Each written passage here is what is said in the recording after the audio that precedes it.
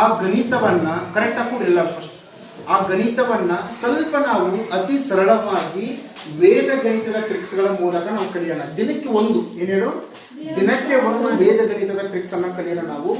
ಇವತ್ತು ಏನ್ ನೀವು ಕಲಿತೀರಪ್ಪ ಅಂತಂದ್ರೆ, ಯಾವುದೇ ಒಂದು ಸಂಖ್ಯೆಯನ್ನ ನೀವು ಬೇಕಾದ ನಂಬರ್ ತಗೊಳ್ರಿ, ಯಾವುದೇ ಒಂದು ಸಂಖ್ಯೆಯನ್ನ 11ರಿಂದ ಹೆಂಗೆ ಗುಣಿಸೋದು ನೋಡೋಣ. ಓಕೆನಾ? ಕಲಿಲಿಕ್ಕೆಲ್ಲ ಆಸಕ್ತಿ ಐತ ನಿಮಗ? ನಾವು ಥಿಯರಿಟಿಕಲ್ ಮೆಥಡ್ ಇಂದ ಮಾಡೋಣ. ಈ ಸಪೋಸ್ 2345 ಐತೆ ಅಂತ ತಿಳ್ಕೊಳ್ರಿ, ಹೌದಾ? ಇದನ್ನ ನಾವು 11ರಿಂದ ಗುಣಿಸ್ಕೊಡ್ಬೇಕು. 11 5 55, ಕರೆಕ್ಟಾ? ಇಲ್ಲ 5 11 4 44, 44 1 5 ಎಷ್ಟು? 9 ಇಲ್ಲಿ ಕೈಲ 4, 11 3 33, 33 1 34 ಎಷ್ಟು? 33 1 4 ಎಷ್ಟು? 37, 7 ಇಲ್ಲಿ 3 ಇಲ್ಲಿ 11 2 22, 22 3 25. ಹಾಗಾದ್ರೆ ಆನ್ಸರ್ ಎಷ್ಟು ನಮ್ದು? 25,795. ಇದು ಥಿಯರಿಟಿಕಲ್ ಮೆಥಡ್ ಆಯ್ತು. ಬಟ್ ನಾವು ಅತಿ ಸರಳವಾಗಿ ಹೆಂಗ್ ಮಾಡ್ಬೇಕು ನೋಡೋಣ ನಾವು, ಹೌದಾ? ಎಷ್ಟೈತಿ? 2345 ಇಂದ ಇದನ್ನ ನಾವು 11ರಿಂದ ಗುಣಿಸ್ಕೋಬೇಕು. ಈಗ ಯಾವುದೇ ಒಂದು ಸಂಖ್ಯೆಯನ್ನ 11ರಿಂದ ಅತಿ ಸರಳವಾಗಿ ಗುಣಿಸ್ಕೋಬೇಕಾದ್ರೆ ನಾವ್ ಏನ್ ಮಾಡ್ಬೇಕಪ್ಪ ಅಂದ್ರೆ, ಫಸ್ಟ್ ಇಲ್ಲಿ ಮೊದಲ ಸಂಖ್ಯೆ ಹೆಂಗೈತು ಹಂಗೆ ಬರೀಬೇಕು, ಒಂದು ಕೊನೆ ಸಂಖ್ಯೆ ಹೆಂಗೈತು ಅದನ್ನು ನಾವ್ ಏನ್ ಮಾಡ್ಬೇಕು, ಹಂಗೆ ಬರೀಬೇಕು. ಓಕೆನಾ? ಉಳಿದಂತೆ ಏನ್ ಮಾಡ್ಬೇಕು, ಎಡಗಡೆಯಿಂದ ಪ್ರತಿ ಸಂಖ್ಯೆನ ನಾವು ಎರಡೆರಡು ಸಂಖ್ಯೆಗಳಾಗಿ ಕೂಡಿಸ್ತಾ ಬರ್ಬೇಕು. ಓಕೆನಾ? ಫಸ್ಟ್ ನೋಡ್ರಿ, 5 ಕ್ಕೆ 5 ಹಂಗ ಬರೀತೀವಿ.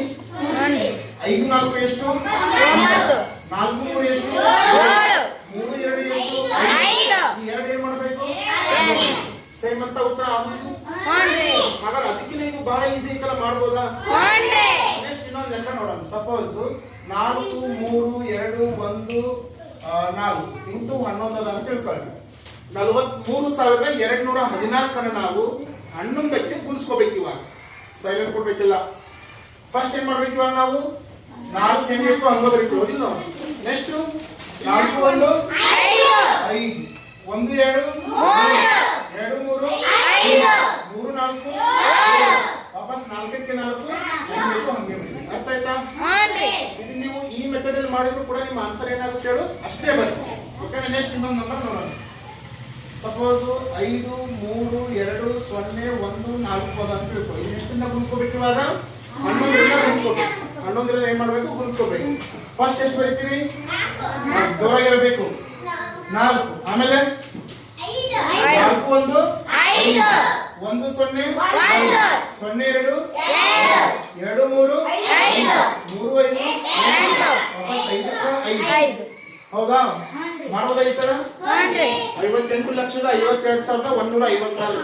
ಈ ರೀತಿಯಾಗಿ ನಾವು ಯಾವುದೇ ಒಂದು ಸಂಖ್ಯೆಯನ್ನ ತೆಗೆದುಕೊಂಡು ಅದಕ್ಕೆ ನಾವು 11ರಿಂದ ಬಹಳ ಸರಳವಾಗಿ ನಾವು ಏನ್ ಮಾಡ್ಬೋದು ಹೇಳು, ಗುಣಿಸ್ಕೋಬಹುದು.